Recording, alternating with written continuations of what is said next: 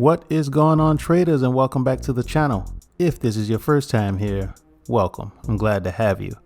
On this channel, I go over key levels and catalysts that I'm focusing on, along with a watch list of stock tickers that I may trade. In this video, I'll be going over my watch list for the trading week of May 8th, 2023. Let's get to it. All right, first up, the catalyst. On Wednesday, we have the consumer price index, and on Thursday, we get the producer price index. Also take note that on Monday, Tuesday, Thursday, and Friday, we have some Fed officials speaking, and I bring them up because their words do move the market, and it's something that I pay attention to while I'm trading. All right, let's go ahead and take a look at this week's earnings calendar. Okay, so here's the list of companies that are reporting this week, and the ones that I like the most are going to be AirBNB, Twilio, Roblox, Disney, and CyberArk. Let's get started with the watch list. All right, first up is AirBNB, an online marketplace that connects people who want to rent out their properties with travelers who are looking for accommodations. The company was founded in 2008 and has since become one of the largest players in the travel industry, with listings in over 220 countries and regions worldwide. AirBNB offers a wide range of lodging options, from shared rooms and apartments to entire houses and villas. Hosts can list their properties on the platform and set their own prices, while travelers can search for and book accommodations based on their preferences, budget, and travel plans. Let's take a look at the chart. All right, so here we have AirBNB, ticker symbol ABNB, pulled up on the 4-hour time frame. Now, the company reports earnings after the market closes on Tuesday, and right now the stock is sitting around $120. Now, in order for me to consider it bullish, it has to get above 121, and if it does, the first level above that is going to be around 124.50. If it gets above that, 130, and if we look left, 130 has been resistance here, here, and here. But if we do get above 130, the next level above that is going to be around 142. Now, on the bearish side, if the stock cannot get above 121, I'm looking for it to drop all the way down to around 108. And if it can't hold that, 104. And if it can't hold that, all the way down to around $87. So keep these levels on your watch list, and let's see what happens.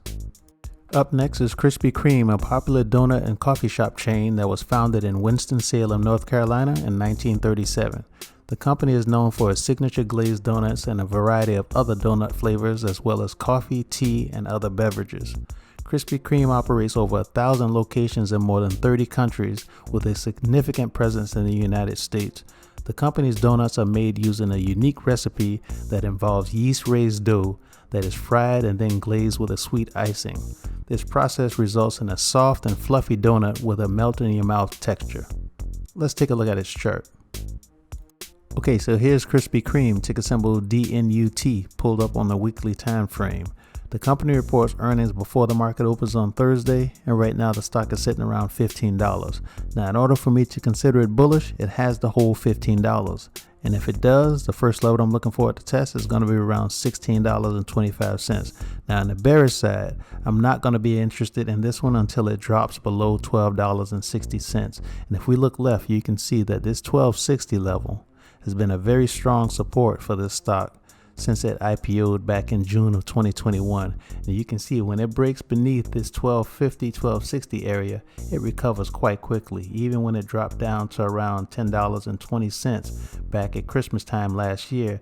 It took around 7 weeks to get right back above $12.60. So keep these levels on your watch list, and let's see what happens. Up next is CyberArk, a cybersecurity company founded in Israel in 1999 that specializes in privileged access management solutions.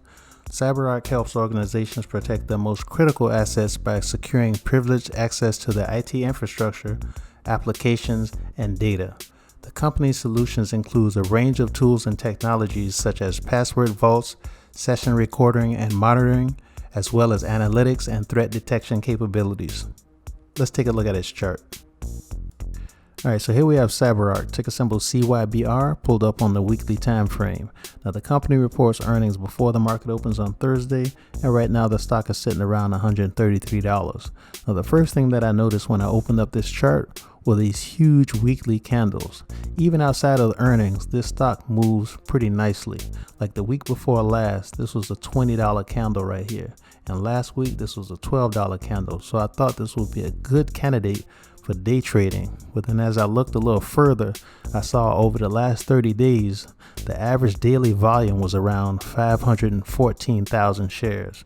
Now with that low amount of volume, two things come to mind. The first one is that you have to have a lot of patience in order to trade this one. And the second is that you could easily get chopped out by a big player that's also trading this one.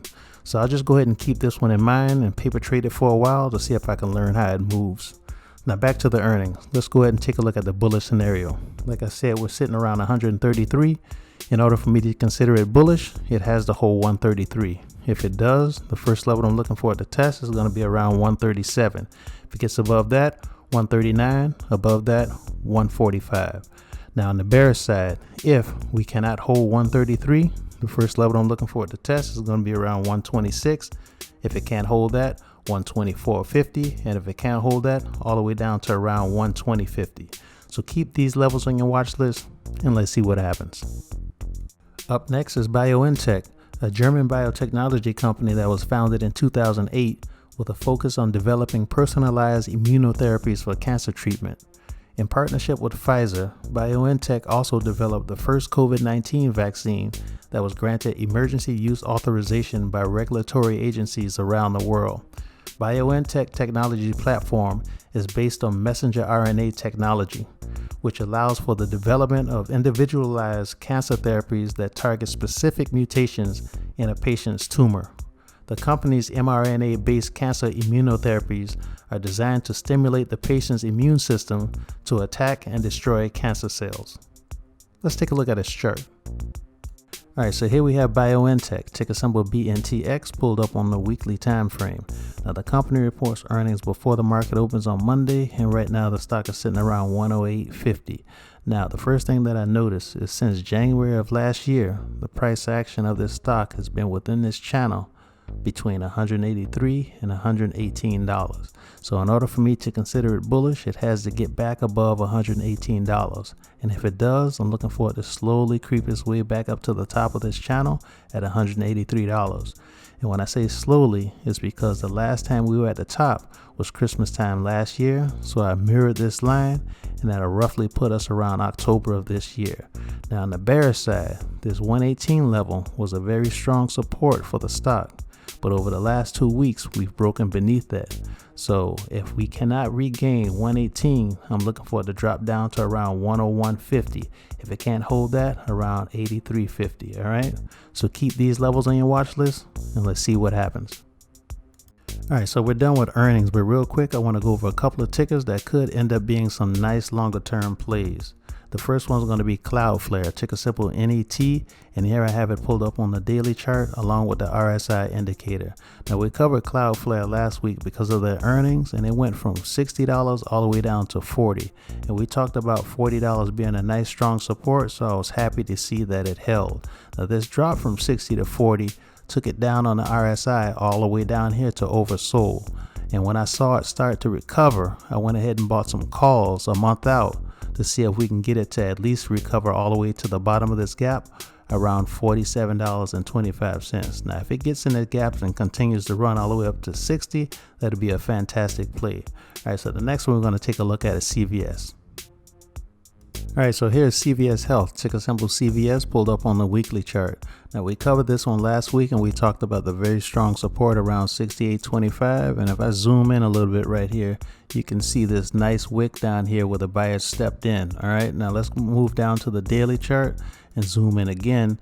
And you can see that with that sell-off from their earnings, that it did touch the oversold area on the RSI. So this could be a possible indication that the buyers are going to step in and push this one right back up. So if you decide to play this one, you may want to put some time on it for it to get all the way back up to around 84.25. All right. And that is the end of the video. If you found value, smash that like button and please consider subscribing to the channel. I set up a website at blazestocks.com where I post my videos, screenshots of stocks that didn't make the video, along with personal finance articles. So check it out when you get a chance. Now here's wishing you a prosperous week of trading, and until next week, talk to you later.